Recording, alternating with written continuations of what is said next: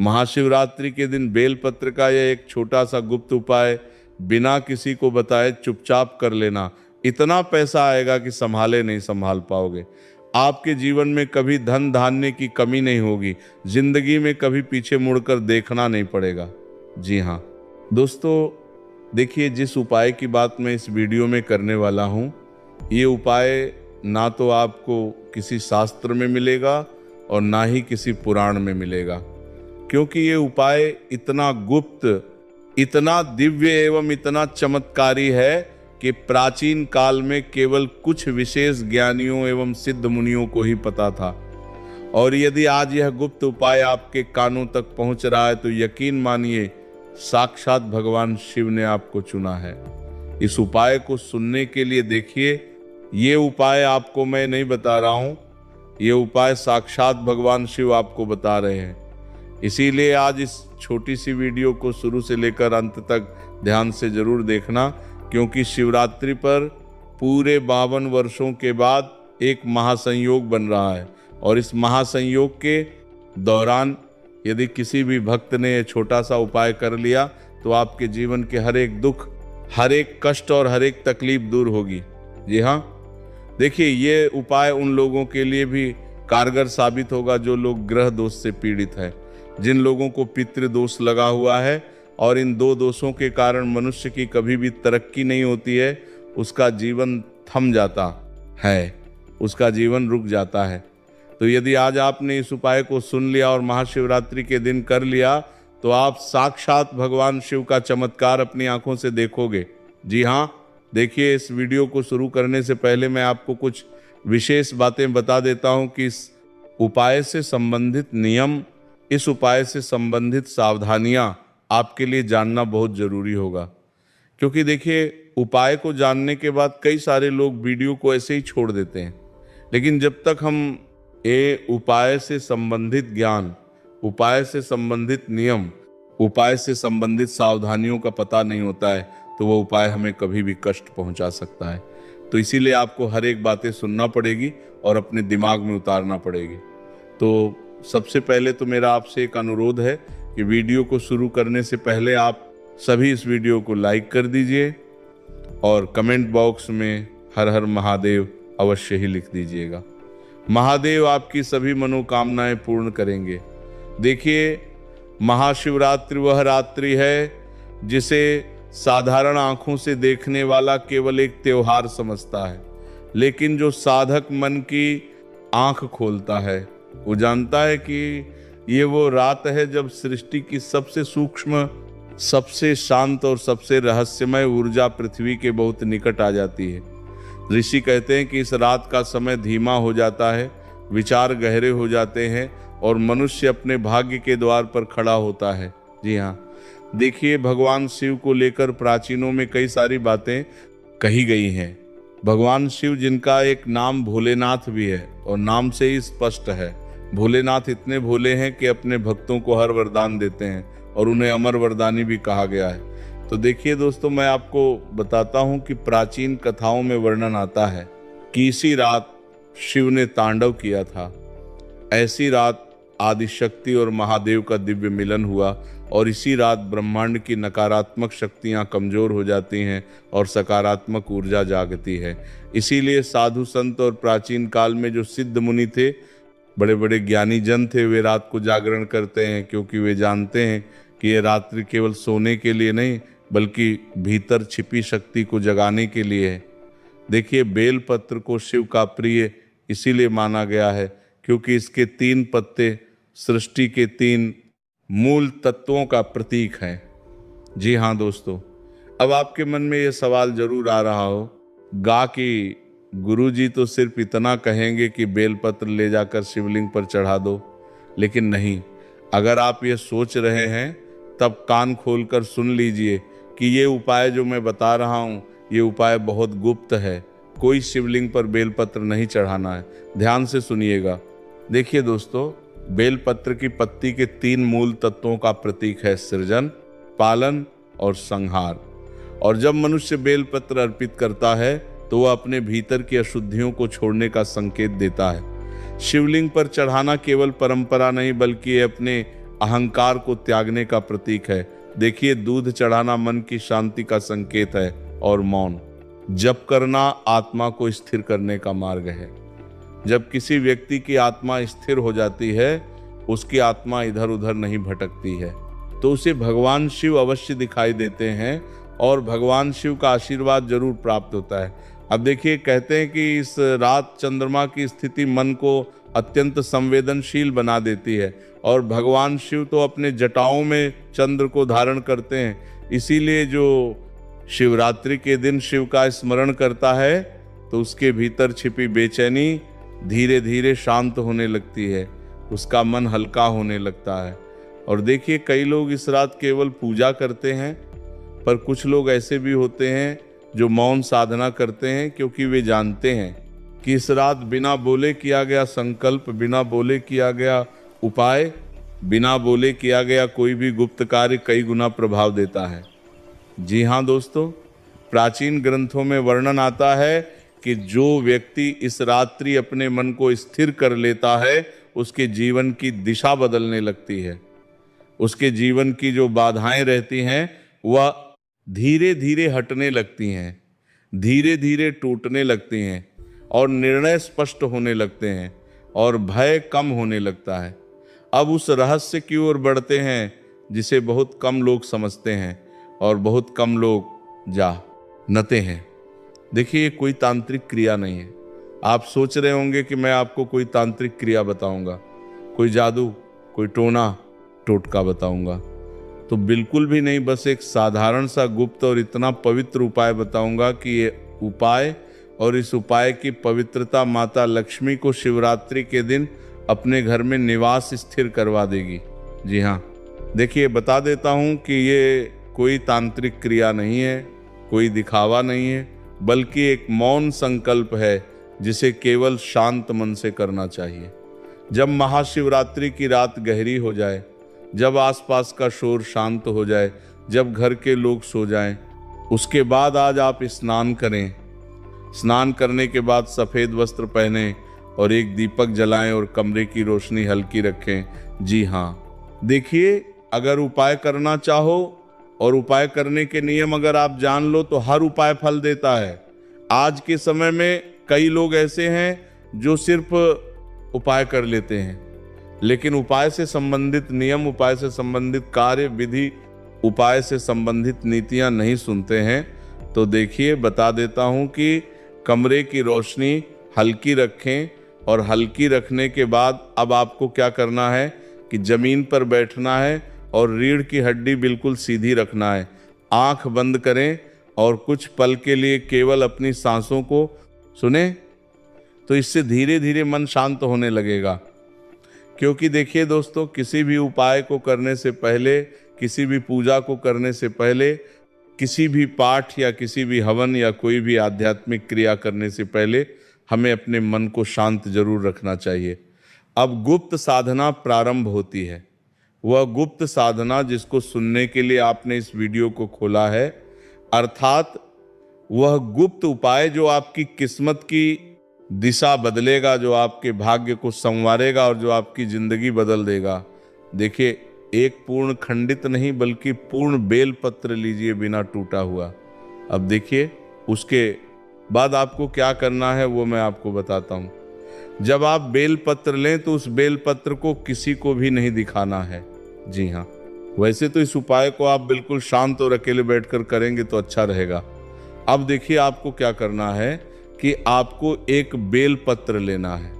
ऐसा बेल पत्र लेना है जो टूटा हुआ ना हो, खंडित ना हो, उसमें किसी भी प्रकार का छेद ना हो। जी हाँ, इतना करने के बाद उसे अपने दोनों हाथों के बीच ऐसे छिपाएं जैसे कोई दीपक हवा से बचाता है। यानी कि जब आप दीपक जलाते हैं तो दीपक को बुझने से किस तरह से आप अपने हाथ दीपक के दोनों ओर रखते हैं, ठीक उसी तरह बेल पत्र को भी अपने दोनों हाथों के बीच रखना है। अब मन ही मन ओम नमः शिवाय का जब प्रारंभ करे, आवाज बिल्कुल नहीं निकलनी चाहिए, केवल मन के भीतर ध्वनि उठनी चाहिए। यानी कि जैसे हम भगवान का नाम जप करते हैं भगवान का स्मरण करते हैं तो कैसे अपने मन ही मन करते हैं, ठीक इसी तरह आपको ओम नमः शिवाय मंत्र का जाप करना है। जाप करते समय कल्पना करें कि चारों ओर गहरा अंधकार है और उसी अंधकार के बीच शिव का शांत स्वरूप प्रकट हो रहा है। उनकी जटाओं से गंगा बहा रही है, उनके मस्तक पर चंद्र चमक रहा है और उनके चारों ओर हल्की नीली रोशनी घूम रही है। देखिए, आपको मैं बता देता हूं कि अगर भगवान में विश्वास करोगे तो आपको लगेगा कि हाँ साक्षात भगवान हैं, और भगवान में विश्वास नहीं करोगे तो आपको अगर भगवान साक्षात आकर दर्शन दे देंगे, कभी यही महसूस होगा कि भगवान ही नहीं। तो इस उपाय में सबसे बड़ी चीज़ ये है कि आपको श्रद्धा रखना पड़ेगी, क्योंकि बिना श्रद्धा बिना विश्वास के किया गया उपाय कभी फल नहीं देता है। तो देखिए, आपको मैं बता देता हूँ कि हर जप के साथ कल्पना करें कि आपके जीवन की एक एक रुकावट धुएं की तरह मिट रही है। जैसे कि मन का भय, असफलता की चिंता, आर्थिक दबाव, सब धीरे धीरे हल्का हो रहा है। और 108 जब पूरा होने पर आप अपनी आंखें धीरे से खोलें।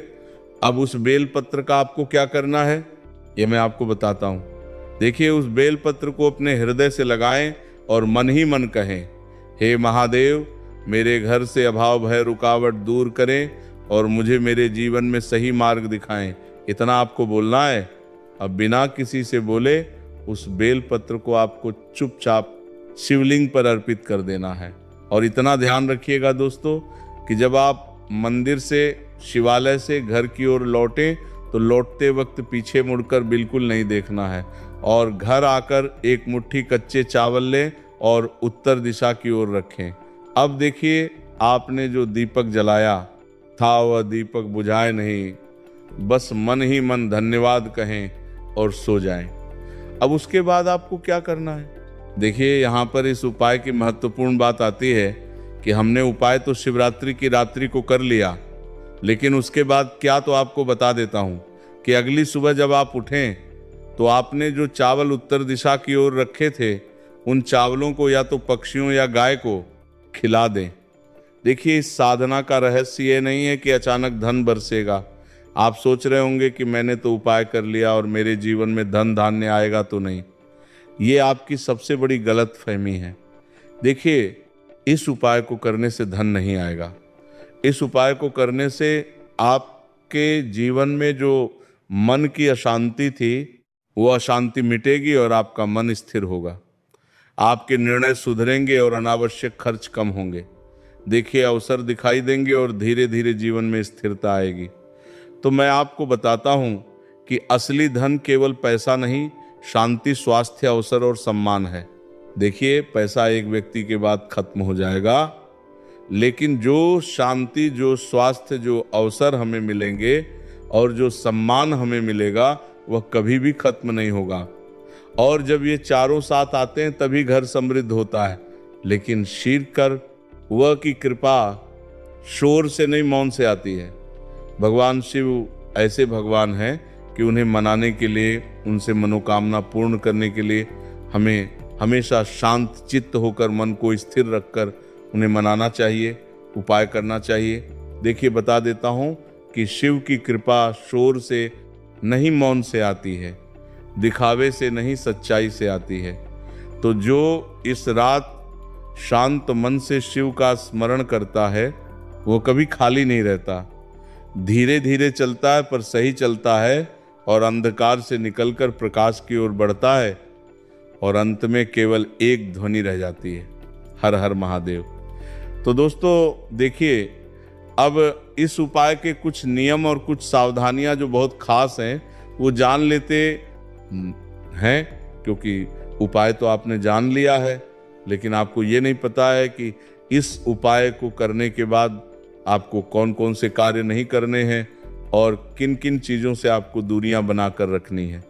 देखिए दोस्तों, इस उपाय से संबंधित पहला नियम यही है कि आप अपना मन शांत रखें। मन शांत रखना अर्थात स्पष्ट शब्दों में मैं आपको बता देता हूं कि देखिए, ये उपाय डर से नहीं करना चाहिए। अगर आप इस उपाय को करने से डर रहे हैं कि उपाय और फल की प्राप्ति की जगह कुछ अशुभ ना हो जाए, तो बिल्कुल भी नहीं। ये उपाय आपको डर के साथ नहीं करना है, लालच या जल्दबाजी में नहीं करना है, बल्कि श्रद्धा और स्थिर मन से करना है और आपको शुद्धता रखनी है।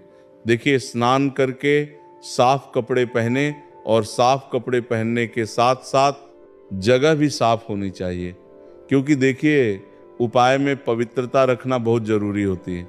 कहीं ऐसा ना हो कि आप जिस शयन कक्ष में सो रहे हैं उसी शयन कक्ष में ये उपाय करने लग जाएं, तो नहीं। इस उपाय को या तो आप अपने घर के रसोई घर में करें, या फिर हो सके तो जहां पर आपने अपने घर का मंदिर रखा हुआ है उस कक्ष में करें, क्योंकि वहां पर पवित्रता भी होगी और वहां पर देवी देवताओं का वास भी होगा। जैसे किचन में आप जानते हैं कि कितने तरह की देवी देवता विराजमान रहते हैं, और भगवान का मंदिर में तो स्वयं देवी देवता बैठते हैं। और देखिए, शुद्धता रखनी है, आपको स्नान करना है, साफ कपड़े पहनने हैं। उसके बाद जो बेलपत्र हो वो एकदम सही हो, टूटा सूखा या कीड़ा लगा बेलपत्र इस्तेमाल ना करें और मौन जप करें। मंत्र मन में ही बोलना, आवाज नहीं निकालनी है, और पूरे 108 बार इस मंत्र का जाप करें। इस मंत्र को अधूरा ना छोड़ें और बीच में उठना नहीं है। दिशा का ध्यान रखें, चावल हमेशा उत्तर दिशा में ही रखें। समृद्धि की दिशा मानी जाती है और चावल माता लक्ष्मी से संबंधित रखता है। और यह भी कहा जाता है दोस्तों कि जो इंसान भगवान शिव के शिवलिंग पर रोज एक दाना भी चावल का अर्पित करता है तो उसके सुख, शांति, धन, समृद्धि के मार्ग खुलते हैं। देखिए, इसे दिखावे, घमंड या दूसरों को प्रभावित करने के लिए ना करें। सबसे पहली चीज आप ध्यान रखिएगा, और श्रद्धा कर्म उपाय के साथ साथ अपनी मेहनत और सही कर्म जारी रखें, तभी जीवन में संतुलन बनता है। देखिए दोस्तों, इसका नियम तो मैंने आपको बता दिया, लेकिन इससे संबंधित सावधानियां भी मैं आपको बताता हूं कि अगर आप लालच के साथ उपाय करेंगे तो उपाय आपको कभी फल नहीं देगा। जैसे आप सोच रहे हैं कि मैंने उपाय कर लिया, तुरंत धन मिलेगा, ये सब सोचकर करेंगे तो मन भटकेगा और शांति नहीं मिलेगी। इसीलिए इस उपाय को लालच के साथ नहीं करना है। इस उपाय को सच्चे श्रद्धा से, सच्चे दिल से और सच्चे भाव के साथ करना है। देखिए, डर के कारण ना करें, ये कोई तांत्रिक या नहीं, केवल ध्यान और एक संकल्प है। क्योंकि तांत्रिक क्रिया वो होती है जिसमें दूसरों का नुकसान हो और हमारा भला हो, लेकिन नहीं, ये सिर्फ उपाय है, तो इसमें किसी का बुरा नहीं हो रहा है। ये उपाय आप सिर्फ स्वयं के लिए करेंगे। अब देखिए, शिवरात्रि के दिन आपको मांस और मदिरा जैसी चीज़ों से दूर रहना है, क्योंकि ये अशुभ चीज़ें हैं। कम से कम उस दिन शरीर और मन को हल्का रखें, इस तरह की चीज़ों का सेवन ना करें। और देखिए, गुस्से या उदासी में ना करें। बहुत बेचैन मन से साधना करने पर ध्यान नहीं लगता है और भगवान शिव का आशीर्वाद भी नहीं मिलता है। इस उपाय को आप मजाक या परीक्षण में ना करें। इस प्रयोग को खेल समझकर ना करें, क्योंकि इस उपाय के जो नियम हैं वह बड़े कठोर हैं। इस उपाय के जो उद्देश्य हैं वह साधारण नहीं है। इसीलिए इस उपाय को करते वक्त आप मजाक मस्ती बिल्कुल ना करें, थोड़ा सा सीरियस हो जाए। उसके बाद देखिए, जब शुरू करके बीच में उठना या फ़ोन देखना आपको नहीं करना है। अगर आप एक बार मंत्र जपना शुरू कर देते हैं तो आपको फिर मंत्र एंड तक, जब तक 108 बार नाम ना हो जाए तब तक आपको नहीं छोड़ना है। और दूसरों को नुकसान की भावना, किसी के बुरे के लिए कभी संकल्प ना ले, और परिणाम की जल्दी, ये मन बदलने की प्रक्रिया है, चमत्कार की नहीं। इसीलिए दोस्तों देखिए, उपायों को करते वक्त आप परिणाम की चिंता ना करें, क्योंकि परिणाम भगवान शिव के हाथ में है। आप सिर्फ कर्म कर सकते हैं। दोस्तों, सबसे पहली चीज जो भगवान भोलेनाथ के लिए आपको मंदिर ले जाना है 15 फरवरी को, वो है जल। कई लोग हमसे ये कहते हैं कि गुरुजी, जल जो है वो तो शिवालय में भी मिल जाता है, शिव मंदिर में मिल जाता है। तो नहीं दोस्तों, वहां का जल आप तभी चढ़ाए कोई दिक्कत हो, वरना घर से ही जल ले जाना चाहिए। आखिर घर से जल क्यों ले जाया जाता है, इसकी भी बात सुन लीजिए। घर से इसीलिए आपको जल ले जाना है ताकि आपके घर का जो जल ले जा रहे हैं भगवान भोलेनाथ पे चढ़ने के लिए उसी जल के द्वारा आप भगवान से जुड़ जाएंगे। उस जल के द्वारा आप भगवान को अपनी सभी दिक्कतें बता देंगे और उस जल को जैसे ही भगवान भोलेनाथ पर आप चढ़ाएंगे, अपनी समस्याओं को बताते हुए वह समस्या आपकी खत्म हो जाएंगी। इसीलिए घर से जल ले जाएगा। आप सबसे जरूरी चीज जो जल ले जा रहे हैं उसमें 2-4 बूंद गंगा जल जरूर डाल दीजिएगा, क्योंकि गंगा जल डाले बिना आपकी पूजा संपन्न नहीं मानी जाएगी। महाशिवरात्रि के दिन तो आपको जल ले जाना है, उसमें गंगा जल डाल करके दूसरा आपको 3 पत्ते वाला बेलपत्र ले जाना है। दोस्तों, बेलपत्र बहुत ही शुभ होता है। आपने अगर मान लीजिए एक तरफ 1000 कन्याओं को खाना खिलाया है, दूसरी तरफ भगवान भोलेनाथ को बेलपत्र चढ़ाया है, तो ये दोनों बराबर माने रहते हैं। इसीलिए बेलपत्र जरूर ले जाएगा। तीसरा, आपको सफेद पुष्प ले जाना है। सफेद पुष्प भगवान भोलेनाथ को चढ़ाए जाते हैं, इसीलिए सफेद पुष्प भगवान भोलेनाथ के लिए आपको ले जाना है महाशिवरात्रि के दिन, ताकि भगवान भोलेनाथ का वह आशीर्वाद आपको मिल जाए, जिसके बाद आपके जीवन के हर परेशानी खत्म हो जाए। दोस्तों, सफेद चंदन ले जाना अनिवार्य होता है महाशिवरात्रि के दिन। और ध्यान रखिएगा दोस्तों कि भगवान भोलेनाथ को अगर आप दूध अर्पित करने जा रहे हैं तो एकदम कच्चा दूध होना चाहिए, पका हुआ दूध नहीं होना चाहिए, कच्चा दूध होना चाहिए, बासी दूध नहीं होना चाहिए। अब आपको और क्या क्या ले जाना है? देखिए, अगर आप चाहते हैं कि आपकी हर मनोकामना पूरी हो तो एक डिब्बा लीजिए, उसमें काली मिर्च भर के ले जाइए। देखिए, बहुत ध्यान से सुनिए, जितनी आपको बातें बता रहे हैं, एक डिब्बे में काली मिर्च भर के लिए एक लाल कपड़ा लीजिए, उसमें लौंग कपूर, इसको मौली धागे से बांध करके आपको अपनी जेब में रख करके ले जाना है। सिर्फ इतनी चीज आपको ले जानी है। 15 फरवरी 2026 महाशिवरात्रि को। अब आपको पूजा कैसे करनी है, चलिए आपको बताते हैं। बहुत ध्यान से लास्ट तक देखिएगा, और जितनी भी चीज आपको बताई जा रही हैं, इन चीजों को आपको ले जाना है और शिवालय से वापस लेकर आना है अपने घर पर, ताकि आपको धन की प्राप्ति हो सके, आपकी कोई भी मनोकामना हो वह पूर्ण हो जाए। तो देखिए दोस्तों, आप पहले जाएंगे मंदिर। सबसे पहले आपको इस बात का ध्यान रखना है, मंदिर जाने से पहले ही काले या नीले कपड़े का आप धारण करके मंदिर ना जाए, वरना भगवान भोलेनाथ का आपको क्रोधित रूप देखना पड़ सकता है। सबसे पहले आपको ये करना है कि पतली धार बनाते हुए जल भगवान भोलेनाथ को अर्पित कर देना। बहुत ध्यान से सुनिए दोस्तों, पतली धार बनाते हुए भगवान भोलेनाथ को जल आपको अर्पित कर देना है। अब आपको ये करना है दोस्तों कि भगवान भोलेनाथ को चंदन लगाना है। चंदन लगाने के बाद भगवान भोलेनाथ पे 3 पत्ते वाला बेलपत्र रखना है। 3 पत्ते वाला बेलपत्र रखने के बाद आपको भगवान भोलेनाथ पर सफेद पुष्प चढ़ा देना है। सिर्फ इतना आपको करना है। दूध अगर आप चढ़ाना चाहते हैं तो दूध भी आप चढ़ा सकते हैं। इतना बस आपको करना है। इतना करने के बाद आपको वहां पर खड़े होकर 1008 बार, बहुत ध्यान से सुनिए, 1008 बार आपको ओम नमः शिवाय का जाप करना है। या तो आप 108 बार कर लीजिए या 1008 बार कर लीजिए। ये 3 ऐसी चीज हैं जो आपको करनी है। इतना करना है। अब आपको क्या करना है, एक डिब्बा जो काली मिर्च का आप ले गए हैं, उस काली मिर्च के डिब्बे को आपको शिवालय के जो गिरता हुआ शिवधारा है, जो शिवलिंग से वहां पर पानी गिर रहा है, उसी शिवहरि के पानी से आपको छुआ है और अपनी जेब में वापस रख लेना है। ये जो लाल पोट आप ले गए हैं बंद करके लौंग की, इसको भी छुआ है, वापस रख लेना है। अब आपको क्या करना है, जिस लोटे में पानी ले गए थे या जिस लोटे में भी आप दूध ले गए थे, उसमें आपको क्या करना है, आपको जो भगवान भोलेनाथ का पानी वहां पर गिर रहा है, ध्यान रखिएगा, शिवलिंग की जो पानी नीचे गिर रहा है उसी पानी का थोड़ा सा पानी अपने लोटे में ले लेना। ध्यान रखिएगा, जो आपने लोटे में आप पानी भर के ले गए हैं वो पानी वापस बचाना नहीं है, वो तो पूरा आपको भगवान भोलेनाथ को अर्पित कर देना। जो शिवलिंग से पानी गिर रहा है उस पानी को आपको अपने लोटे में वापस से ले लेना है।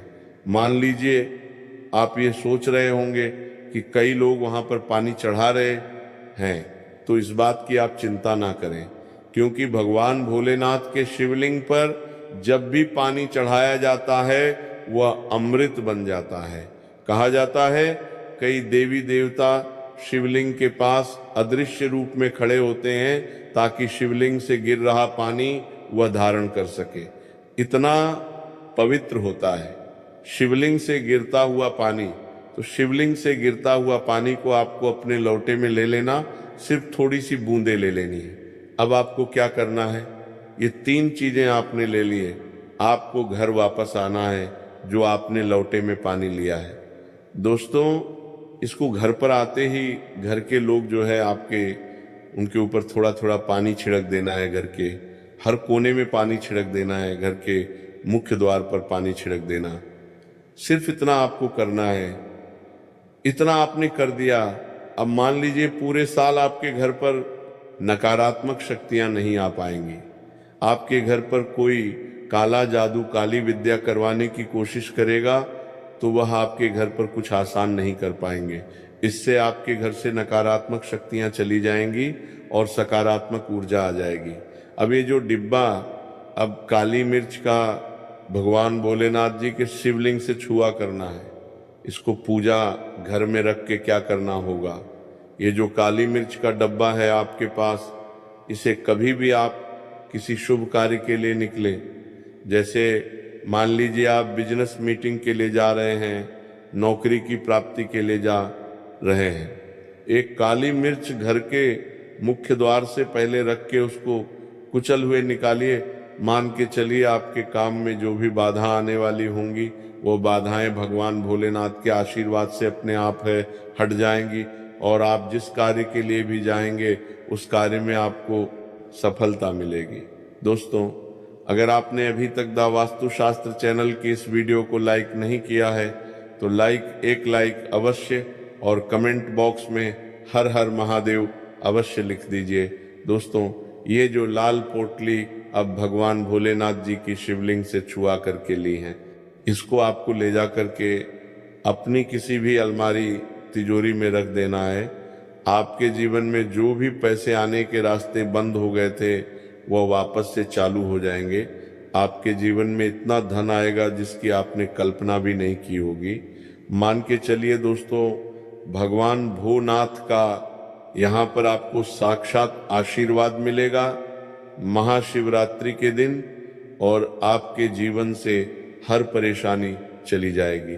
ये जितने भी आपको उपाय बताए गए हैं ये द वास्तु शास्त्र से बताए गए हैं। इन बातों को नजरअंदाज मत कीजिए। महाशिवरात्रि के दिन इतना उपाय कर लीजिए।